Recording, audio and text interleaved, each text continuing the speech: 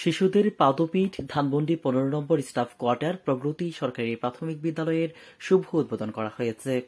গত ২০২৩ সালের অক্টোবর মাসে প্রগতি সরকারি প্রাথমিক বিদ্যালয়ের ভিত্তিপ্রস্তর উদ্বোধন করা হয়। এলাকাবাসীর দীর্ঘদিনের প্রত্যাশা আজ পূরণ হয়েছে।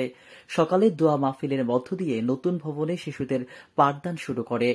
দোয়া অনুষ্ঠানে উপস্থিত ছিলেন সরকারি প্রগতি প্রাথমিক বিদ্যালয়ের প্রধান শিক্ষক মিসেস আকলিমা আক্তার, সহকারী শিক্ষক মোহাম্মদ শাহ আলম, সহকারী শিক্ষক উম্মে হাবিবা, সহকারী শিক্ষক মিসেস শামসুন্নাহার, সহকারী শিক্ষক উম্মে সালমা তারিন, সহকারী শিক্ষক মিসেস মাহমুদা আক্তার, তাসলিমা আক্তার। আমন্ত্রিত অতিথি হিসেবে উপস্থিত ছিলেন মোহাম্মদ কাউসার খান, মোহাম্মদ দিলওয়ার হোসেন, বিশিষ্ট সাংবাদিক সৈয়দ আজাদ রহমান।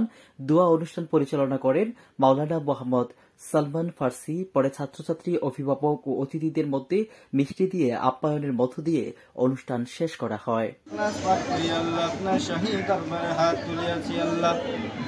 আয় আল্লাহ, জীবনে কত গুনাহ করেছি আল্লাহ, গুনাহ করতে করতে পাহাড় সম পরিমাণ গুনাহ করে ফেলেছি আল্লাহ। আল্লাহ, আপনি আমাদের গুনার দিকে না তাকাই আপনি আপনার রহমান এবং রহিম নামের ওসিলায় আমাদের সকলের জীবনের গুনাহ খাতাগুলোকে মাফ করিয়া দিন। আয় আল্লাহ, আমাদের সকলের শূন্য হাত দুখানিকে আপনি কবুল করিয়া নিন।